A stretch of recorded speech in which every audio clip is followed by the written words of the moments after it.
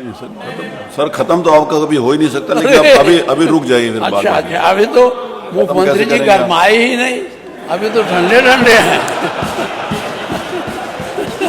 अब रोजगार पर ज्यादा नहीं कहूँगा, क्योंकि आप अभी जोड़ा देंगे, इतना यहाँ भर्ती किया, इतना यहाँ भर्ती किया, इतना 2 करोड़ हो गया।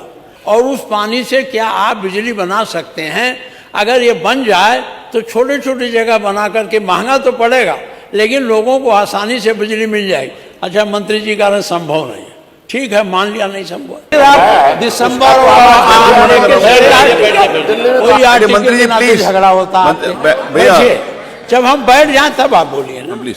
नियम यह है, नियम यह है जब हम बैठ जाए तब बोलिए। तो आप बैठ गए तो तुम्हें बोल देना चाहिए था। बैठे क्यों? अब मान्यवर, धन्यवाद, आपने टाइम दिया है, मैं जल्दी मैं भी चाहता हूं। अब आपका एक पर्यटन विभाग है, पर्यटन विभाग से माननीय मुख्यमंत्री जी आप अपने विजन डॉक्यूमेंट में रखेंगे तो उत्तर प्रदेश को डॉलर मिलेगा। और डॉलर कहाँ मिलेगा? बनारस के भगवान शंकर के पूजा करने जाने वालों से नहीं मिलेगा, मथुरा वृंदावन में आने वालों लोगों से नहीं मिलेगा। ये डॉलर आपको मिलेगा जो बौद्धिस्ट हमारे देश में आते हैं। मैं बुद्धिस्ट सभी देशों में गया हूँ, चीन और मंगोलिया को छोड़कर। मानवर उनकी आस्था है कि हम हिंदुस्तान में आवें और आके वहाँ वो अपना दर्शन करें और उसमें धन चढ़ाएं। आपको पता है कि हमारे यहाँ स्तूप की खुदाई हुई थी कपिलवस्तु में, और भगवान बुद्ध के अस्थि कलश में रखे कुछ अस्थियां मिली थी, और वो हमारे यहाँ से ले जा कर के कलकत्ता के म्यूजियम में रख दी गई।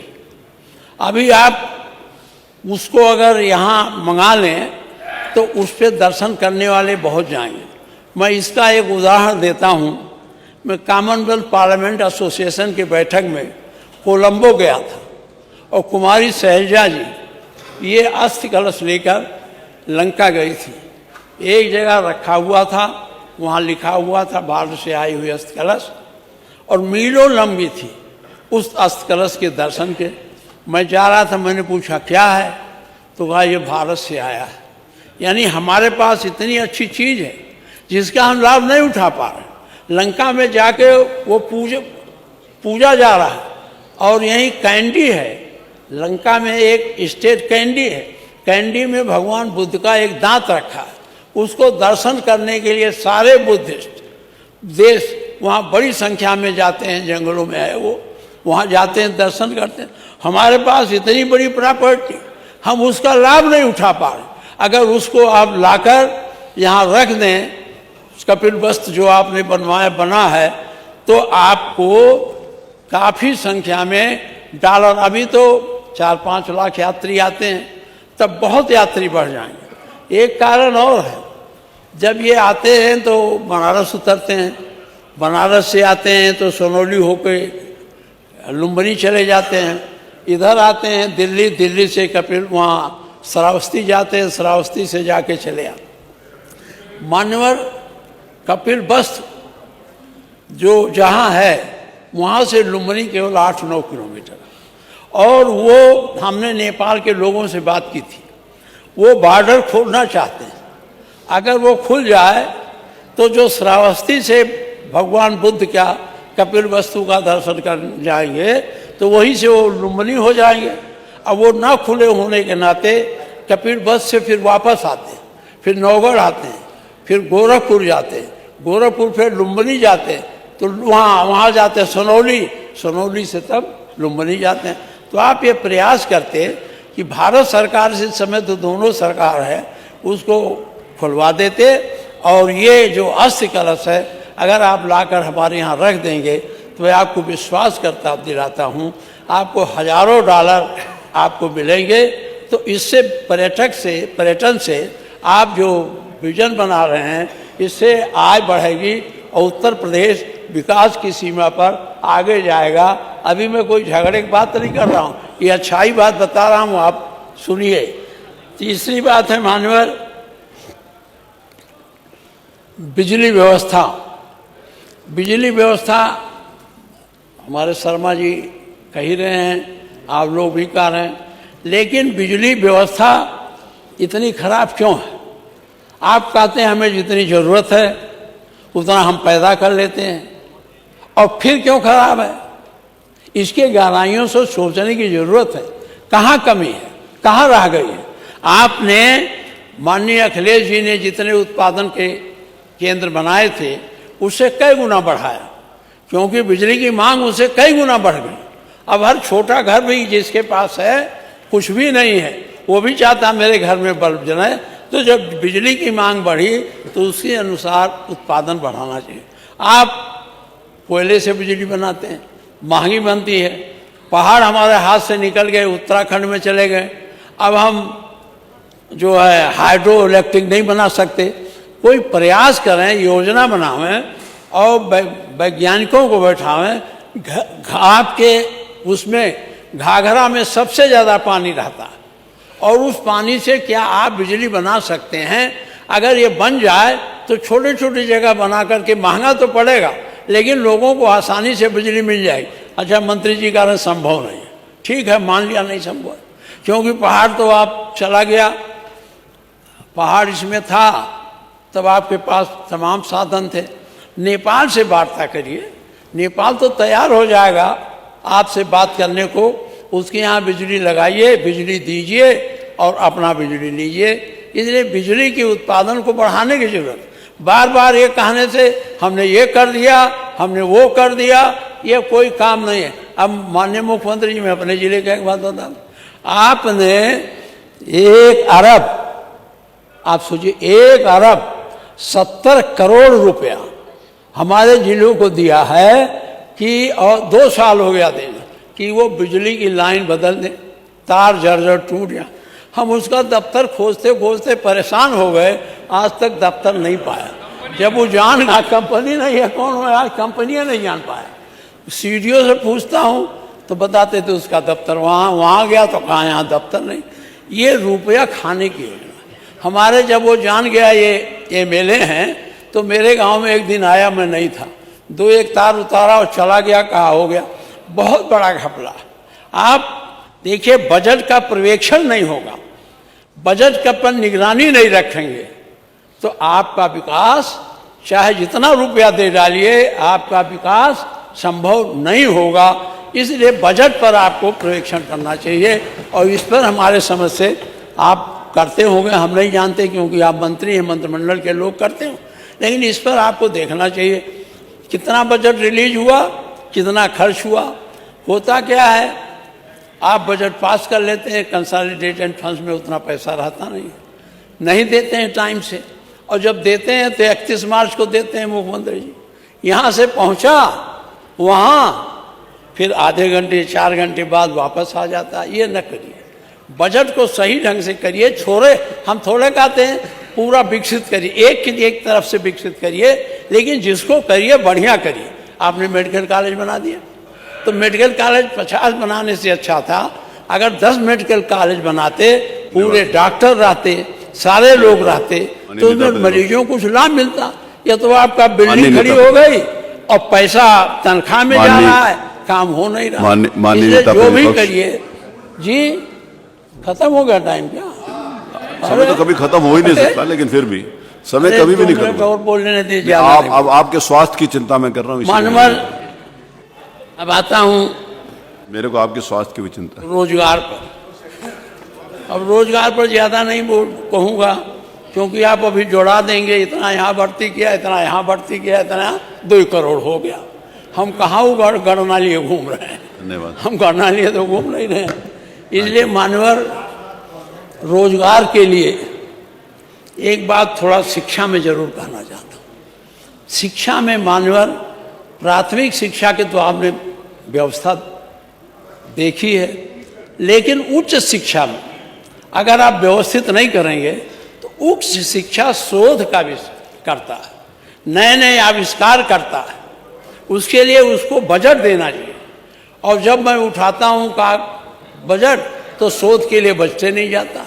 आजकल शोध पर आप बजट बनाएंगे, जितने दुनिया के देश आगे बढ़े हैं उन्होंने इन्वेंशन पर, शोध पर काफ़ी पैसा खर्चा किया है और उनसे वो शोध करके नए नए तरीके निकाले हैं, उससे वो विकसित हुए हैं। तो हमको उच्च शिक्षा में इस पर ध्यान देने की ज़रूरत है। अब मानवर रोजगार एक चीज़ है, अगर आप आउटसोर्सिंग के लेते हैं तो ज़रूरी है कंपनी को रुपया दे दें। मान लीजिए आप 14,000 देते हैं तो सीधे उसी को दे दीजिए।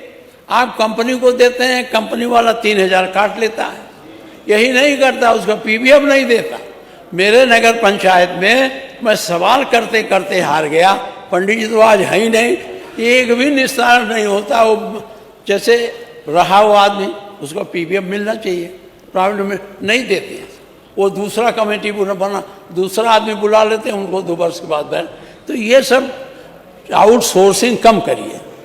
संविदा आप करते हैं तो संविदा कोई नौकरी नहीं है, एक तरह से कॉन्ट्रैक्ट बेसिस का आदमी, मजदूर को हो चाहे कर्मचारी को, इस व्यवस्था को खत्म करके सीधे जब रुपया आप ही देते हैं तो उतने ही रुपए में विज्ञापन करिए कि हम इतने रुपए पर रखेंगे, देखिए लोग आते हैं कि नहीं आते, बजाय कंपनियों को देने के। कंपनी वाले माला माल हो जा रहे हैं, कार लेके घूम रहे हैं।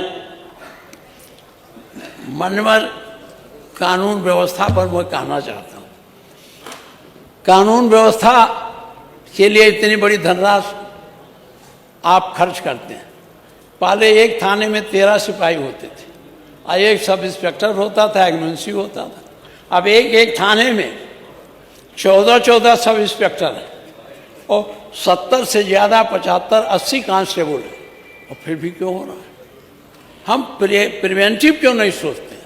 हम जब गुंडई हो जाए, गोली चल जाए, तब हम उनको पकड़ें, उनको दंड दें।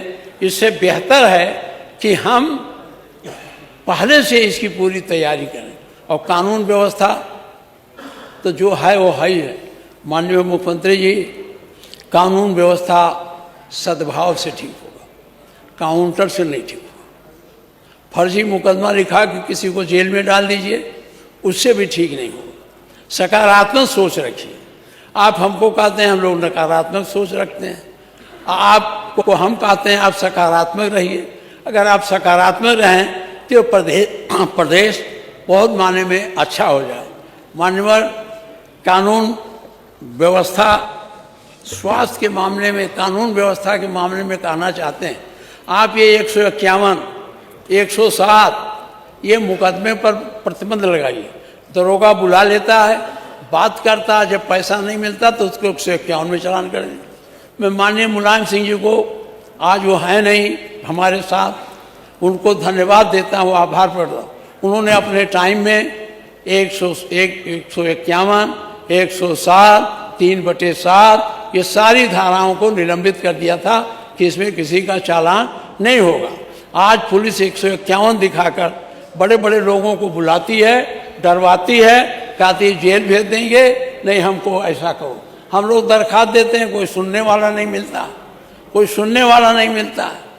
तो इसलिए इस प्रथा को आप थोड़ा कम करिए, मेरा ये आपसे आग्रह है। एक बात, कितना भी बोल रहे हैं, खत्म करें क्या? नहीं सर, खत्म तो आपका कभी हो ही नहीं सकता, लेकिन अभी रुक जाइए फिर। अच्छा, अभी तो मुख्यमंत्री जी गरमाए ही नहीं, अभी तो ठंडे ठंडे हैं।